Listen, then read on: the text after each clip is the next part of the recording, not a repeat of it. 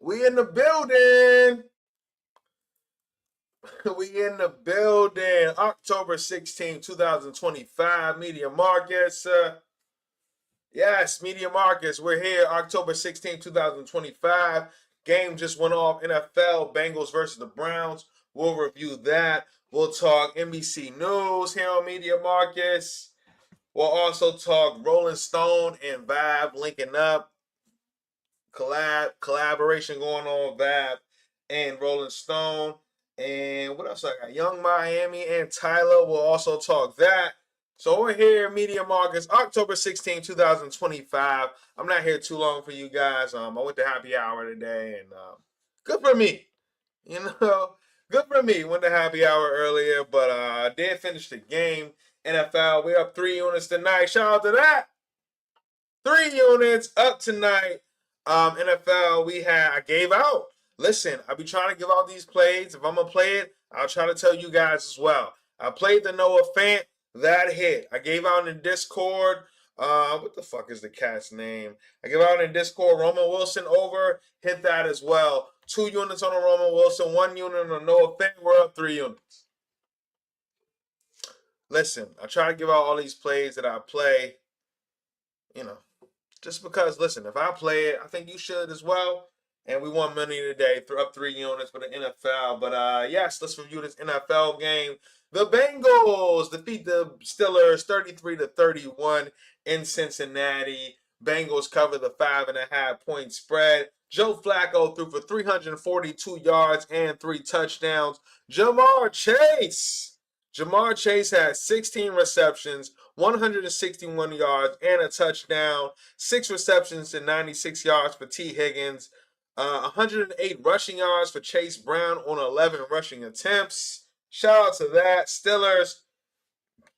Aaron Rodgers had 4 touchdowns, throwing 249 on the passing yards. Jaylen Warren had 127 rushing yards. Pat Freiermuth, 2 touchdowns, 111 receiving yards, but it was not enough as the Bengals get it done as they had the last drive and the last team scored. The Bengals look impressive. Joe Flacco had an extra week under his belt in this system and looked really good getting the ball to his top receivers. Jamar Chase had 16 receptions, over 100 yards. T. Higgins also had 96 yards as well. So he got the ball to his playmakers. Noah Fant scored a touchdown. Joe Flacco, I mean, this was 2 OG quarterbacks putting on a show, honestly. This was a good game for Thursday Night Football. This is 2 OG quarterbacks. They don't need to use their legs. They can get the ball out, deliver it to receivers. And this was an exciting game. I can't say that the Steelers had a bad loss. I can say that they have a competitive loss against a Joe Flacco-led team at quarterback with tremendous wide receivers around him. And the Steelers defense, though, should be a little more impressive. They gave up a ton of yards. I mean, when you talk about Jaylen Warren running for 100 yards, that's the first time he did that all season. 127 rushing yards on the Steelers. I'm sorry. I'm talking about Chase Brown here. Steelers defense, I mean, they came up, lost by 2 points, the Steelers did, but they gave up 108 rushing yards to Chase Brown. That's the first time he did that all season. Over 340 passing yards to Joe Flacco.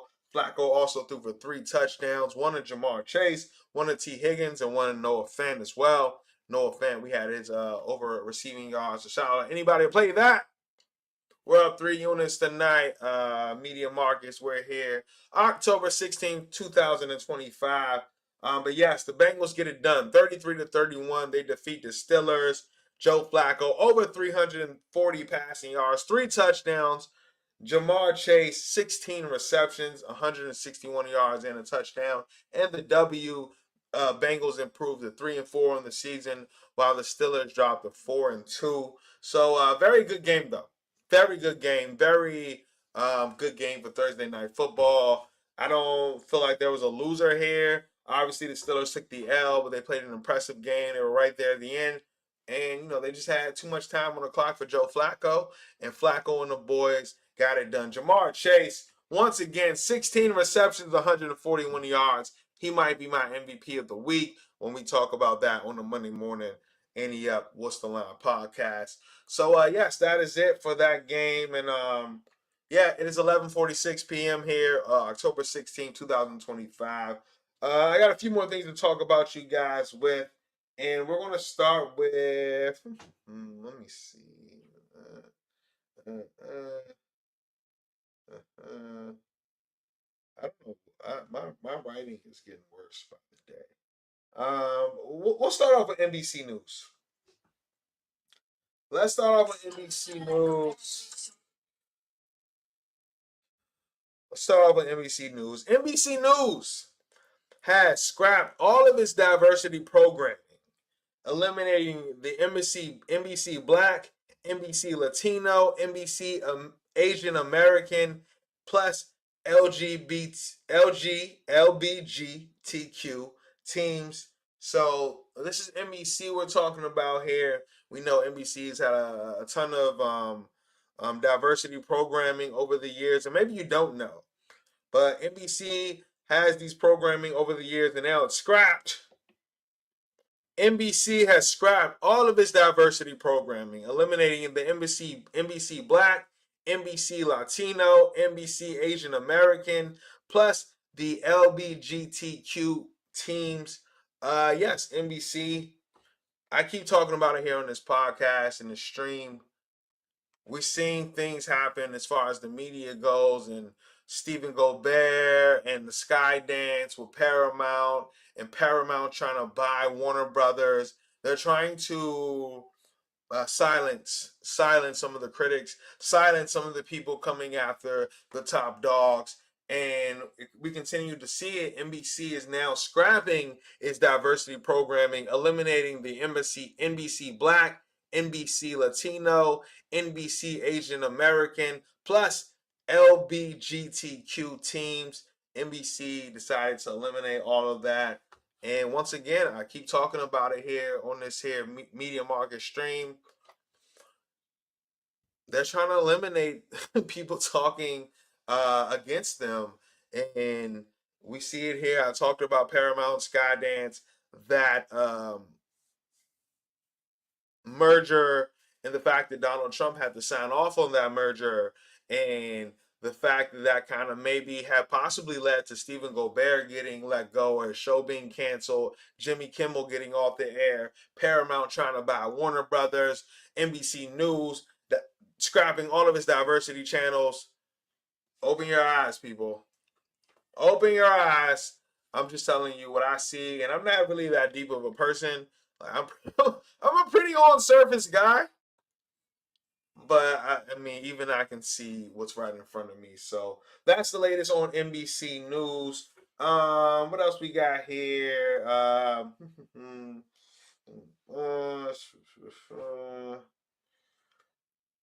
right, let's talk Young Miami. Let's talk let's talk Young Miami. Her and Tyler got a thing going on, and who knew that would happen? Can I just say I'm a fan of both? I like a good Young Miami verse. I think about a 21 Savage song. I forget the name. A&T, Young Miami on the verse, like that. I like all of Tyler's music. Like, I can't say a song that I don't like from Tyler. I don't know what it is. Maybe it's the Caribbean feel in me over the past few years, but I like all of Tyler's music as well. But we got a situation. Young Miami, formerly of the City Girls, now just solo artist Young Miami, accuses Tyler R&B pop singer, of stealing her song with the release of Chanel in a series of tweets. She says, Young Miami, quote, "This girl really ran off with my song, and I don't know how to feel about it. Mind you, I played this song for this girl," end quote. Young Miami once again, quote, like, dot, dot, dot, bitch, I'm confused, end quote. Young Miami again, quote, "Take me to Chanel, greater than put me in Chanel," which is Put Me in Chanel. That's Tyler's new record, new single that just came out. And yes, Young Miami is accusing Tyler of stealing her song. And I gotta be honest, how do you get in a position to this random person you don't know stealing your song? Like what? Allegedly. So if she allegedly stole your song, I mean you played it for her. Listen, I'm a person that used to make music. I might still make some music this year, 2025. I'm just being honest with you guys.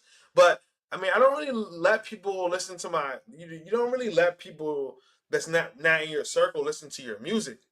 And Young Miami is saying that Tyler stole this song from her, and I just feel like, let it go. Like, let it go. I mean, the girls seem like they're always fighting.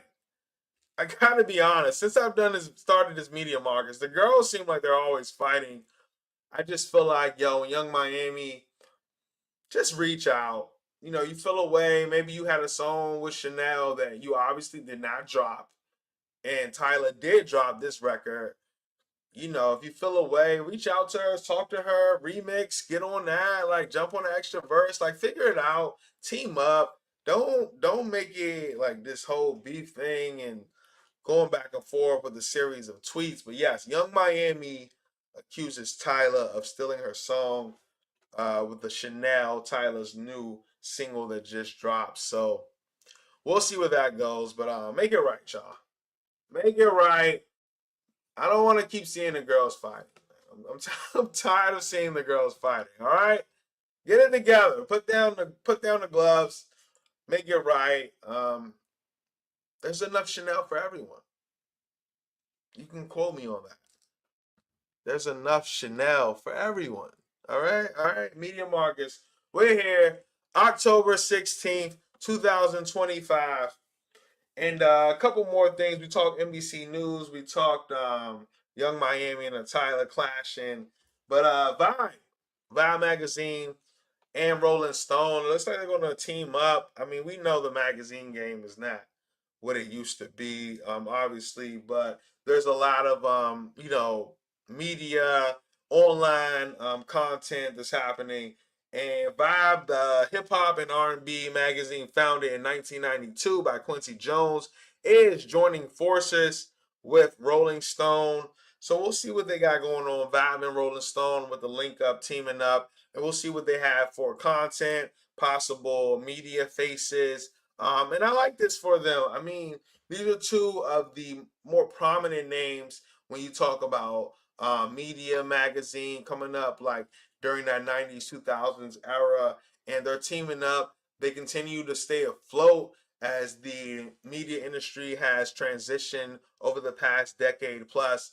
And Rolling Stone and Vibe magazine going to link up, and I'm interested in what they're going to do. You guys need anybody? Let me know. I'm here every day. Media Marcus live on the stream here October 16, 2025. But Vibe Magazine and Rolling Stone as well going to link up, and I'm excited to see what they have. Maybe we're going to get some podcasts out of that, some content, some streaming, something out of that. But yeah, Rolling Stone, Vibe, let me know. I'm here. Media Marcus, yeah, running up. Let me know. I'm available. You heard? All right, so we talk NBC News. We talk the NFL game. Bengals defeat the Steelers 33-31 in regulation. Really good game there. Thursday night football. We talk Vibe Magazine. And Rolling Stone. We talk Young Miami. And I'm gonna get out of here before 12 a.m. But the last thing I want to touch on is get on the bus. Spike Lee 10th Spike Lee joint celebrating 29 years. Get on the bus, and I love Get on the Bus the movie. I really do. I didn't see it until like maybe 5, 6 years ago for the first time. But this is I love Spike Lee movies in general, but this one here just kind of touched a nerve. I'm streaming to you live from the DMV area, Prince George's County, right outside of Washington D.C. And in this movie, you had a group of men and young men, some with their children, some without, some with just these group of men traveling on a bus from Los Angeles to Washington D.C. for the Million Man March, and this was in 1996. This movie came out, and it just really shows the different dynamics of black men in America. You know, you can't just put us in a box, right? Like, I'm one man. Listen, I got Tim Duncan right behind me. I feel like me and Tim Duncan live very different lives, right? I mean, obviously he's a professional NBA player, went on to win 5 NBA championships. 5 NBA championships. But you know, we're different people, right? Like, you can't just put me and Tim Duncan in the same box. And this movie, Get on the Bus, just described, you know, just really went through these different men and the different things that they were going through as they all were on one mission to be in this Million Man March. I remember one person on the bus who went through a lot, was maybe a troublemaker in his younger days, and had converted to Islam and was dealing with that and had to pray a lot during the trip, and people didn't understand it. They were also on the bus. You had one gentleman who was with his son who had recently got into trouble, and he decided to take his son to the Million Man March. You have some troublemakers on the crew as well. You had people like Bernie Mac. Um, you had a gay man as well. I don't know exactly what the character's name was, but you had a lot of different dynamics on this one bus, and a total different groups of black men, but they're all black men traveling to the Million Man March 1996. This is Spike Lee joint I'm talking about, Get on the Bus. And this was such a great movie. If you haven't seen this, check it out. I would definitely recommend it. It's one of my favorite Spike Lee movies. I love all Spike Lee movies, though. I mean, when you talk about Crooklyn, it's one of my favorite movies growing up. You can ask my parents; they'll tell you I used to watch that night and day. And you talk about Get on the Bus, obviously, but